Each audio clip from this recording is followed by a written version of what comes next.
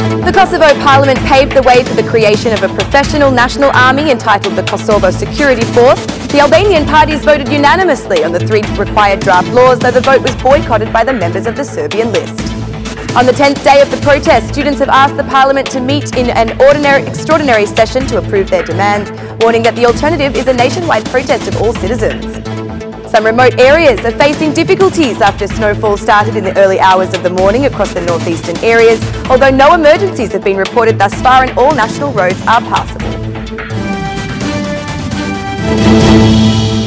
Good evening, it's 6 o'clock on Friday the 14th of December 2018. Welcome back to the English edition of Aura News. My name is Alexandra and I'm here to bring you the day's top stories from across the country translated into English. Kosovo will have a new professional army entitled the Kosovo Security Force. With over 100 positive votes from members of all political parties, except those from the Serbian list, the MPs of the Assembly voted in 3 draft laws that allowed for the transformation of the previous force into an official military under the same name. Today's session also hosted a minute of silence in honour of the soldiers and patriots who had sacrificed themselves over the years for the sake of the country's plight for independence. Kosovo President Hashim Thaçi, Prime Minister Ramush Haradinaj and the Kosovo Security Force Commander Rahman Rama were all in attendance for this session. The head of the Assembly considered the voting a historic moment. Today begins a new era for our country as a result of this vote. From this moment, we officially have the Army of Kosovo. Congratulations to our soldiers. From today, Gatitu, said Kadri Veseli. The new professional Kosovo Army will consist of at least 5,000 troops and 3,000 reserves, double the existing forces that was established back in 2009. Local authorities expressed that the security force will be tasked with handling crisis situations such as the immediate response, as well as coordinating with the North Atlantic Alliance and other allies.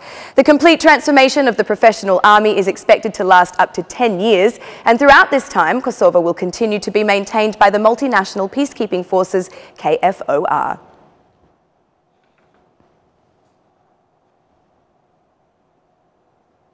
Resuming their protest again this morning, students once again rallied in front of the Prime Ministry today. They passed the cold night without heat and facing pressure to end the action. At 10 a.m, the boulevard in front of the government building was full of students from all faculties. They called for Parliament to convene an extraordinary session as they announced a national protest seeking citizen support. However, an immediate response was given by the chair of the Socialist Party's parliamentary group, Talon Bala, who invited the students to dialogue. Parliament can convene tomorrow with the Prime Minister, and the students should sit down and close the pact for the university, starting with the adoption of their 8 points. I hope the students do this without wasting any more time and return home with the success of their protest, said Talon Bala. The invitation for talks was also issued by the head of the government, who again received the same answer. The students' requests were also expressed by the lecturers. Beside them was also the former Minister for Education, Talon Muka, who focused on the quality of teaching and academic titles. Today, students gathered signatures for intellectual advisors who would guide them through the remainder of the protest and help with the resolution for their demands.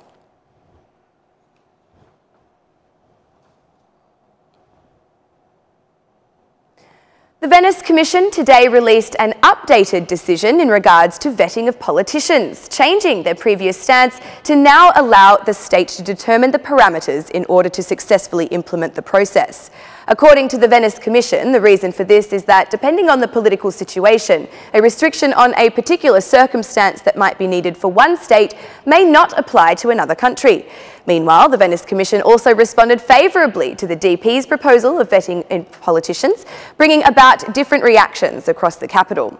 Eddie Rama wrote of the Democratic Party leader, "Oh artist, I do not feel good for you and you do not understand. You drowned into the water of Venice for your vetting, which is one of your manoeuvres that have made the Democratic Party so frustrating in the eyes of the people.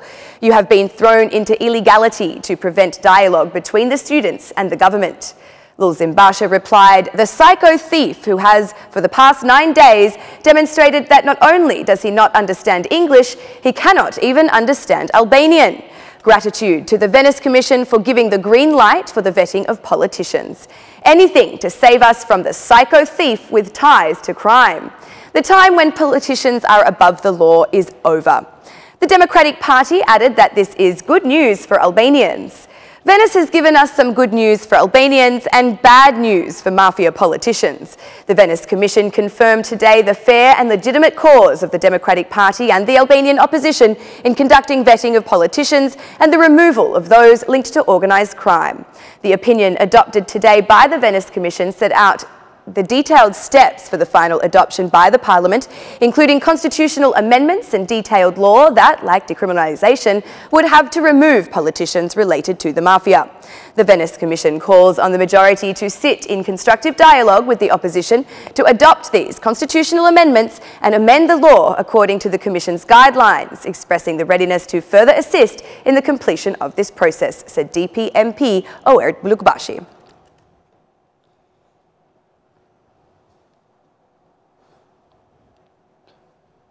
The reduction of police checkpoints and the removal of traffic police overriding traffic lights and other signals are some of the latest amendments to police operations aimed at improving road safety. The decision was taken by Interior Minister Sandor Leshaj, who through a letter to the General Director of State Police requests intervention for the immediate change to the situation. According to Minister Sandor Leshaj, the presence of the police in excessive numbers does not bring any added value to the increase of the road safety parameters. The presence of police checkpoints gives the streets an abnormal appearance, different from those of European countries, and creates the wrong impression. It makes it seem as if we have a very large police force, but the ratio of the number of police per capita in our country is the lowest in the region. With intention to further improve the road safety level, I ask to take urgent measures, called Sandor Leshaj. Instead of uniformed police standing at checkpoints, the police force will now consist of a mix of uniformed and plainclothed officers, as well as marked and unmarked police cars. In addition, the state police will see their technological equipment modernised, starting with the use of tablets and the introduction of sensors and drones. Taking immediate effect is the demand by the Interior Minister to cease sending out traffic police to intersections with the aim of overriding the conditions set out by traffic lights or other signalling measures. According to Minister Sandor Leshaj, this practice contributes to the poor education of drivers in relation to the road traffic rules. Very soon, it is expected that fines will start to be sent by post to the address of drivers who break the rules.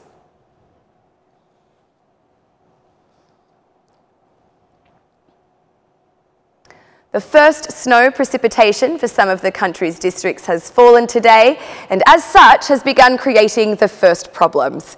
In the remote areas of the district of Dibra, the snow reached 30 centimetres thickness and consequently some villages are isolated.